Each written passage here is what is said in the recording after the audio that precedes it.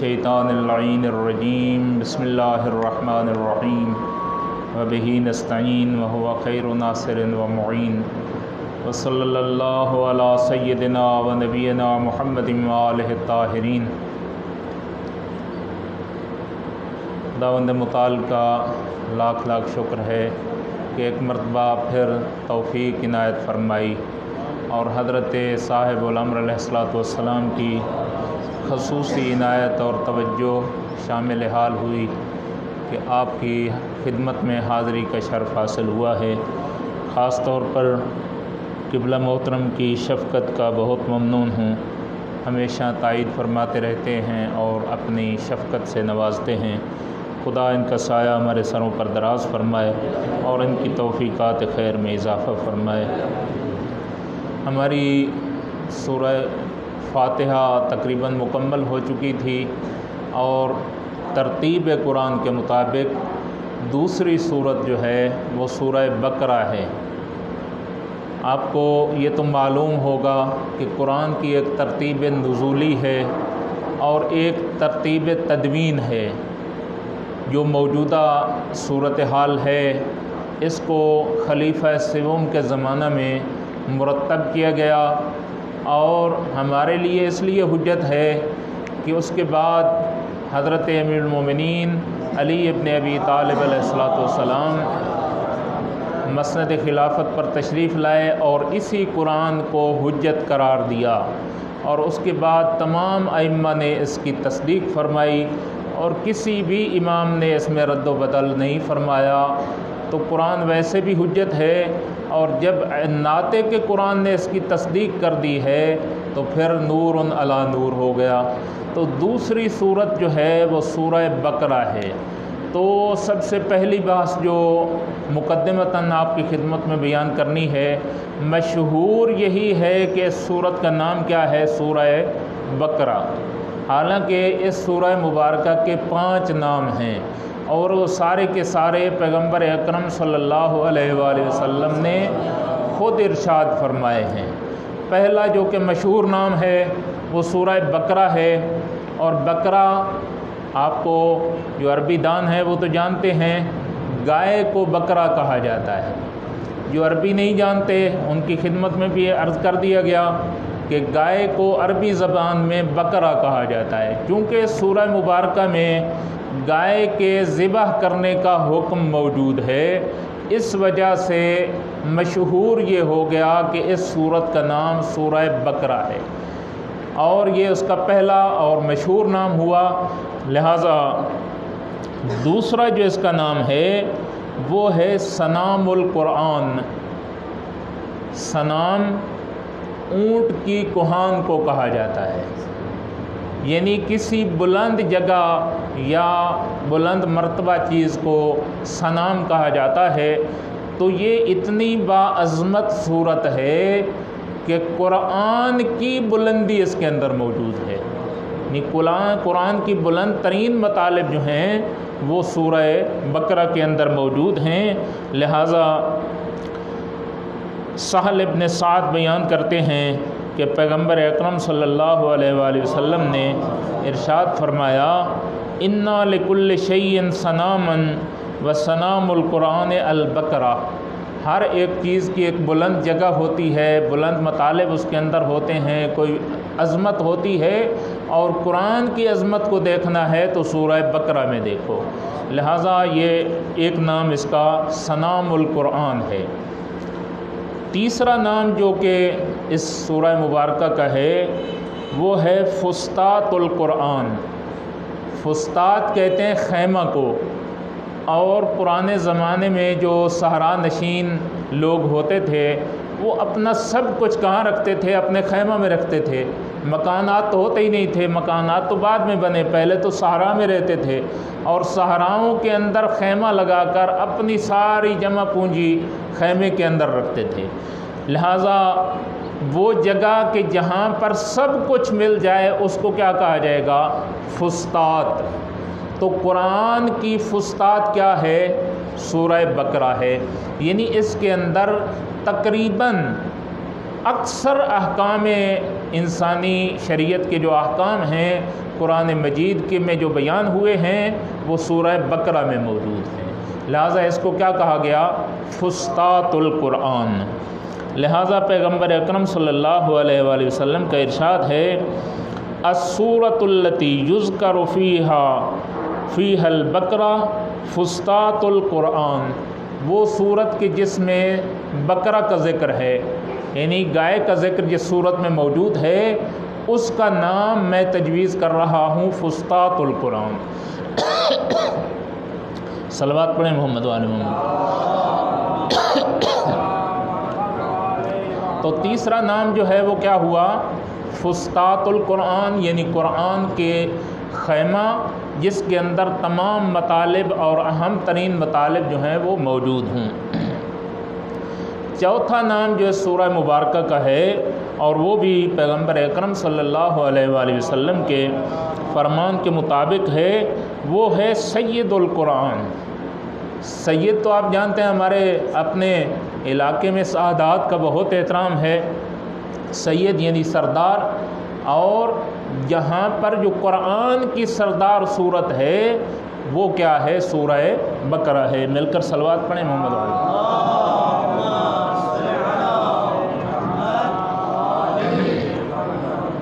لہذا پیغمبر اکرم نے ارشاد فرمایا سورۃ البقرۃ سید القرآن، سورہ بقرہ جو ہے وہ قرآن کی سردار صورت ہے، باقی صورتوں کی سردار ہے۔ پانچواں نام جو ہے سورہ مبارکہ کا ہے وہ ہے سورۃ الف لام میم۔ یہ تو واضح ہے آپ کے لیے، الف لام میم کیوں کہا گیا ہے کہ اس کے ابتدا کس سے شروع ہوتی ہے؟ الف لام اور میم سے، اور یہ حروف مقطعات ہیں جو انشاءاللہ اگلے جلسے میں آپ کی خدمت میں عرض کروں گا کہ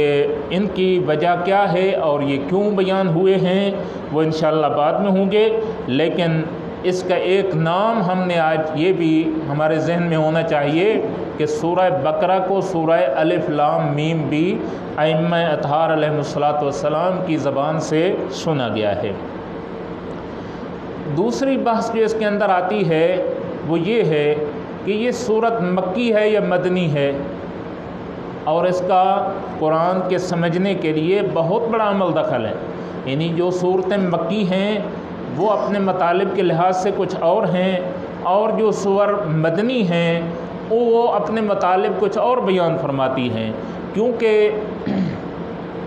رحمت للعالمین کے 13 سال مکہ میں گزرے، لیکن وہ کتنے سخت ترین حالات تھے، مسلمان بالکل یعنی سانس لینا مشکل تھا مسلمانوں کے لیے۔ اس حالت میں رحمت للعالمین نے دین حق کی تبلیغ فرمائی، قرآن لوگوں تک پہنچایا، اور اللہ کے احکام کو لوگوں تک پہنچانے میں ہر قسم کی دشواریوں کو برداشت کیا، حتیٰ کہ میں حیران ہو گیا اس جملے کو پڑھتے ہوئے کہ خود قرآن ارشاد فرماتا ہے لعلک باخع نفسک، شاید کہ تو اپنی جان سے ہاتھ دھو بیٹھے، جتنے تجھے تکلیفیں دی جاتی ہیں میرا پیارا حبیب، اتنی تکلیف دی جاتی ہے کہ اس تکلیف سے شاید تیری جان ہی چلی جائے۔ لعلک باخع نفسک، شاید کہ تو اپنی جان جو ہے وہ ختم کر بیٹھے اسی راستے میں، یعنی حضرت کو دین کی تبلیغ میں اتنی مشکلات پیش آتی تھیں، اور اس کے باوجود کبھی حضرت نے حوصلہ نہیں ہارا، پرعزم رہے اور مشرکین کے سامنے ڈٹ کر۔ لہٰذا مکی صورتوں کے مضامین اور ہیں، مدنی صورتوں کے مضامین اور ہیں۔ مکی صورتوں میں عقائد بیان ہوئے ہیں اور مدنی صورتوں میں احکام بیان ہوئے ہیں، اور چونکہ مدینہ منورہ میں پیغمبر رحمت صلی اللہ علیہ وآلہ وسلم ایک حاکم کے طور پر تھے، اور سارا مدینہ حضرت کی سلطنت کے اندر تھا، حضرت کا ایک حکم جو تھا وہ ایک حکومتی حکم ہوتا تھا، اور کوئی اس سے سرگردانی نہیں کر سکتا تھا، سب حضرت کے تابع تھے، تو وہاں کے احکام جو ہیں وہ جدا ہیں اور مکہ کے جدا ہیں۔ تو یہ قرآن کے سمجھنے کے لیے، قرآن فہمی کے لیے، تفسیر کے لیے ان صورتوں کا سمجھنا بہت ضروری ہے کہ مکی صورتیں کون سی ہیں اور مدنی صورتیں کون سی ہیں۔ تو آپ کو یہ خوشخبری بھی آج دے دوں کہ سب سے پہلی صورت جو مدینہ منورہ میں نازل ہوئی وہ سورہ بقرہ تھی، اور پوری کی پوری صورت مدنی ہے سوائے ایک آیہ مبارکہ کے۔ اب یہاں سے پتہ چلتا ہے کہ پیغمبر اکرم صلی اللہ علیہ وآلہ وسلم نے قرآن کے جمع کرنے میں کتنی محنت فرمائی ہے۔ پورا قرآن اتر گیا ہے، ایک صورت سب سے آخر میں جو صورت نازل ہوئی پورے قرآن میں وہ سورہ بقرہ کی صورت آیت تھی، اور حضرت نے پھر حکم ارشاد فرمایا کہ اس کو سورہ بقرہ کے حصے میں لکھا جائے، اور وہ یہ آیہ مبارکہ ہے وَاتَّقُوا يَوْمًا تُرْجَعُونَ فِيهِ إِلَى اللَّهِ۔ یہ آیہ مبارکہ جو کہ 281 آیت ہے، یہ سب سے آخر پورے قرآن میں سب سے آخر میں یہ آیت نازل ہوئی، اور مینا کے مقام پر نازل ہوئی، اور حجۃ الوداع جب حضرت حج کے موقع پر تشریف لے گئے، وہاں سے آخری حج انجام دیا تو مینا کے مقام پر یہ آیت نازل ہوئی۔ پورا قرآن نازل ہونے کے بعد سب سے آخری آیت یہ نازل ہوئی، اور اس کو حضرت نے سورہ بقرہ کا حصہ قرار دیا۔ سوائے اس آیہ مبارکہ کے پوری سورہ بقرہ کہاں پر نازل ہوئی ہے؟ مدینہ منورہ میں، اور یہ آیہ مبارکہ جو ہے وہ مکہ اور مینا کے اندر نازل ہوئی۔ لہٰذا مشہور یہی ہے کہ قرآن مجید کی آخری آیت جو نازل ہوئی وہ حجۃ الوداع کے موقع پر نازل ہوئی اور مینا میں نازل ہوئی۔ تیسری بحث جو اس میں آتی ہے وہ اس سورہ مبارکہ کی آیات کی تعداد ہے۔ آیات کی تعداد بہت مہم ہے، اگر آگے پیچھے ہو جائے تو مضامین مختلف ہو جائیں گے، اور مضامین مختلف ہو جائیں تو پھر مکی مدنی اور یہ سارا سلسلہ جو ہے وہ ختم ہو جائے گا۔ لہٰذا محققین علماء کے نزدیک اس کی آیات 286 ہیں، اور سنی شیعہ کی تفاسیر سے بھی یہی ظاہر ہوتا ہے، یعنی کسی نے اس کے اندر اختلاف نہیں کیا۔ اسی 286 آیت کی تعداد کو صاحب مجمع البیان، ہمارے شیعہ عالم دین ہیں علامہ طبرسی، انہوں نے امیر المومنین کی طرف نسبت دی ہے کہ خود امیر المومنین کا فرمان ہے کہ اس سورت کی آیات کی تعداد کتنی ہے؟ 286۔ لیکن کتب احادیث میں کہیں پر امیر المومنین کی یہ حدیث ہمیں نظر نہیں آئی۔ انہوں نے نسبت دی ہے، شاید انہوں نے کہیں پر حدیث دیکھی ہوگی تو نسبت دی ہے۔ ہمارے بزرگان جو ہیں وہ خواہ مخواہ کوئی نسبت نہیں دیتے، لیکن ہم اپنی امانت میں خیانت نہیں کر سکتے کہ ہم نے کہیں پر یہ نہیں دیکھی، اور اس کو بھی ہم خود نہیں نقل کر رہے۔ شہید مصطفیٰ خمینی فرماتے ہیں کہ مجھے بھی کتب احادیث میں کوئی حدیث ایسی نہیں ملی، تو اتنے بڑے عالم وہ کہتے ہیں کہ مجھے نہیں ملی، تو اور علامہ طبرسی اس کی نسبت امیر المومنین کی طرف دے رہے ہیں، تو ان کو ملی ہوگی، ان کو نہیں ملی، تو اس وجہ سے وہ ارشاد فرما رہے ہیں۔ ایک سنی عالم ہیں، بلکہ وہابی بہت کٹر قسم کے، لیکن ان کی تفسیر جو ہے وہ قابل مطالعہ ہے، اہل علم ہیں، اور بہت سارے حقائق سے انہوں نے پردہ اٹھایا ہے۔ ان کا نام ہے آلوسی بغدادی۔ ان کی تفسیر میں انہوں نے اس سورہ مبارکہ کی تعداد جو ہے وہ 287 لکھی ہے، اور اس کا جو اختلاف ہے وہ تو واضح ہے کہ انہوں نے شاید بسم اللہ کو اضافی جز کے طور پر لکھا ہوگا، اور باقی علماء جو ہیں اس کو بسم اللہ کو اس کا جز نہ گنتے ہوئے 286 بنا رہے ہیں۔ تو یہ اختلاف تو ہم سورہ بقرہ میں حل کر چکے ہیں کہ بسم اللہ جو ہے وہ سورت کا جز ہے، یہ جز نہیں ہے۔ تو اگر اس کو اضافی شمار کیا جائے تو 287 ہو جائیں گی، اور اگر اس کو اضافی شمار نہ کیا جائے بلکہ پہلی آیت کے ساتھ ہی اس کو شمار کیا جائے تو 286 ہوں گی۔ لہٰذا یہ کوئی اتنا بڑا اختلاف نہیں ہے، گویا کہ اتفاق ہے تمام مسلمانوں کا کہ اس سورہ مبارکہ کی آیات کی تعداد 286 ہے، اور جب اس کے اوپر اتفاق ہو گیا تو اس کا ایک نتیجہ نکلے گا۔ نتیجہ یہ ہوگا کہ مسلمان سورہ بقرہ میں تحریف کے قائل نہیں ہیں، یعنی یہ مسلم عقیدہ ہو گیا مسلمانوں کا کہ یہ پوری کی پوری صورت جو ہے جیسے نازل ہوئی تھی رحمت للعالمین کے اوپر، اسی حالت میں ہمارے پاس موجود ہے، اور اس کے اندر کسی قسم کی تحریف واقع نہیں ہوئی۔ اگلی بحث جو اس میں آتی ہے اور مہم ہے وہ ہے ہر صورت کا شان نزول۔ کسی نہ کسی مورد میں کوئی صورت نازل ہوتی ہے تو یہ صورت کیوں نازل ہوئی، تو شان نزول کے متعلق فرماتے ہیں چونکہ یہ بہت طولانی ترین صورت ہے اور سب سے بڑی صورت جو ہے وہ سورہ بقرہ ہے قرآن کی، تو اس کا کوئی خاص شان نزول نہیں ہے، بلکہ جیسے جیسے احکام اس کے نازل ہوتے رہے ہیں وہ احکام کسی سبب کی وجہ سے تھے، تو اس کے اسباب نزول بھی مختلف ہیں، کوئی ایک سبب نزول نہیں ہے، لہذا اس میں بہت سارے احکام بیان ہوئے۔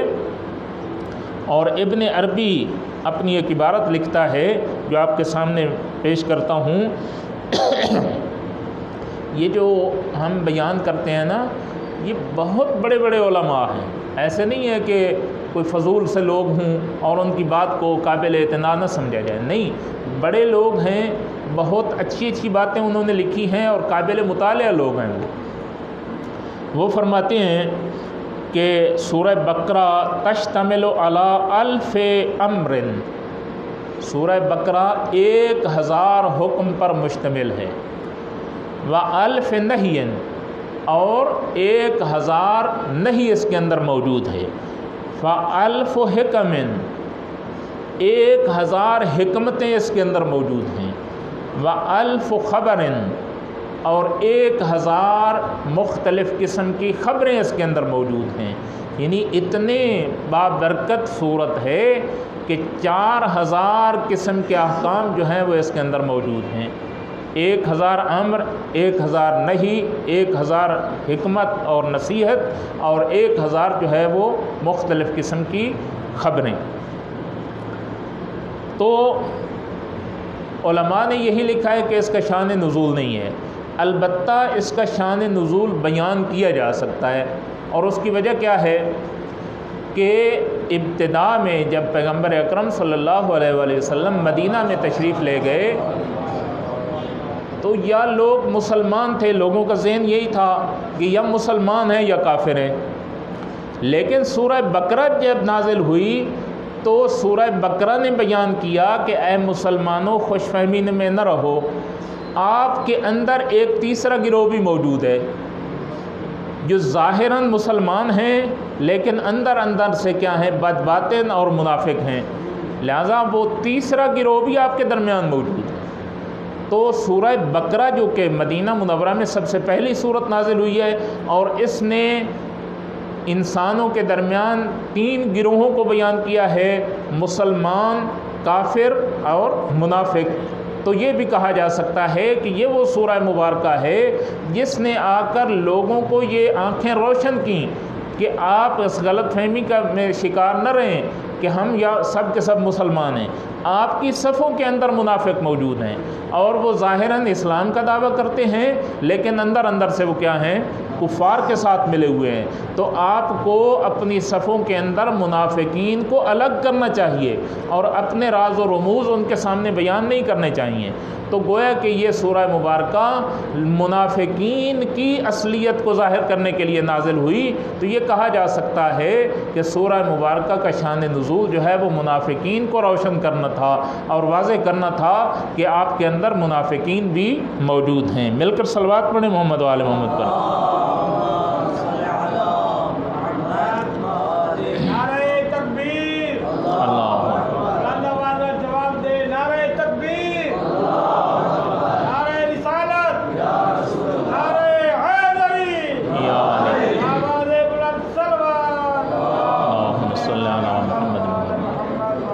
تو جب سورہ مبارکہ نے یہ بیان فرما دیا تو مسلمانوں کی آنکھیں کھل گئیں اور انہوں نے بھی اپنے آپ کو متوجہ کر لیا کہ ہمیں ہر وقت جو ہے ہر راز کی بات جو حضرت ارشاد فرماتے ہیں مسجد میں وہ سب کے سامنے بیان نہیں کرنی چاہیے۔ مخلصین لہ الدین، جو کہ اچھے خاصے ہر قسم کے اخلاص سے پر ہیں، وہ آپس میں علیحدہ مشورے کرتے تھے اور منافقین سے بچ بچ کر رہتے تھے۔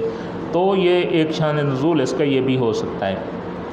ایک اور بات بھی ذہن میں آ سکتی ہے اور وہ یہ ہے کہ یہ وہ سورہ مبارکہ ہے جو مدینہ منورہ میں سب سے پہلے نازل ہوئی، اور سورہ مبارکہ بھی طولانی ترین صورت ہے، اس سے بڑھ کر کوئی بڑی صورت نہیں ہے، اس سے پہلے جو صورتیں نازل ہو رہی تھیں مکہ میں وہ چھوٹی چھوٹی صورتیں تھیں، لوگوں کے ذہنوں میں یہ ایک خدشہ تھا، توہم تھا، چاہے وہ مسلمان بھی ہو چکے تھے، تازے مسلمان تھے، تو وہ کہتے تھے کہ پیغمبر اکرم صلی اللہ علیہ وآلہ وسلم جو ہیں چھوٹی چھوٹی صورتیں تو بنا سکتے ہیں، لیکن کوئی بڑے مطالب کے اوپر محیط کوئی صورت جو ہے وہ حضرت کے پاس موجود نہیں ہے۔ تو جب یہ سورہ مبارکہ نازل ہوئی تو گویا کہ یہ صورت ایک معجزہ بن کر آئی اور حضرت کی نبوت کی تصدیق کرنے کے لیے آئی کہ پیغمبر اکرم کا جو فرمان ہوتا ہے وہ خدا کا فرمان ہے، وہ حضرت کی طرف سے چاہے چھوٹی صورت ہو چاہے طولانی صورت ہو، وہ اللہ کا حکم ہے اور خداوند متعال کی طرف سے ہوتا ہے۔ اور اس زمانے کے عجیب قسم کے توہم پرستی تھی، لوگ کہتے تھے کہ پیغمبر اکرم صلی اللہ علیہ وآلہ وسلم نے چونکہ مصر کا سفر کیا ہے تو وہاں سے یہ قرآن سیکھ کے آ گئے ہیں اور وہ آ کر لوگوں کو بیان فرماتے ہیں۔ تو حضرت کا ایک ہی سفر تھا، ایک سفر میں وہ بھی تجارت کے لیے حضرت تشریف لے گئے تھے، تو وہاں پر سفر میں کتنا موقع ملا ہوگا کسی سے سیکھنے کا، تو اتنی بھی ان کو عقل نہیں تھی کہ پورے کا پورا قرآن ایک سفر میں پتہ نہیں ہفتہ رہے، 10 دن رہے، 5 دن، 3 دن، جتنے بھی رہے، کیا ایک ہفتے کے اندر اتنے الہامی مطالب حضرت لے کر آ سکتے تھے؟ تو لوگ اس قسم کی باتیں بناتے تھے کہ حضرت نے یہ جو سفر کیا ہے اسی سفر میں قرآن سیکھ کر آئے ہیں اور وہ لوگوں کو بتاتے ہیں۔ تو یہ صورت جب نازل ہوئی تو حضرت کی نبوت کی بھی تصدیق ہوئی اور یہ معجزہ بن کر آئی، اور معجزہ جو ہے وہ حضرت کی نبوت کا ایک بین ثبوت تھا۔ آخری بحث جو کہ بہت اہم ترین ہے، اگرچہ کہ ہم اس بات کو مسلم سمجھتے ہیں کہ قرآن کی جو ترتیب نزولی ہے وہ اور ہے اور ترتیب تدوین اور ہے، یعنی موجودہ جو صورتحال ہے اس طرح سے قرآن ترتیب کے ساتھ نازل نہیں ہوا، نزول کے لحاظ سے اور طریقہ تھا اور تدوین کے لحاظ سے اور تھا، لیکن چونکہ قرآن کے مطالب آپس میں مربوط ہیں، ہر صورت کا اپنے ما قبل و ما بعد کے ساتھ ربط ہے، تو دیکھنا یہ ہے کہ سورہ بقرہ کا سورہ فاتحہ کے ساتھ کیا ربط ہے۔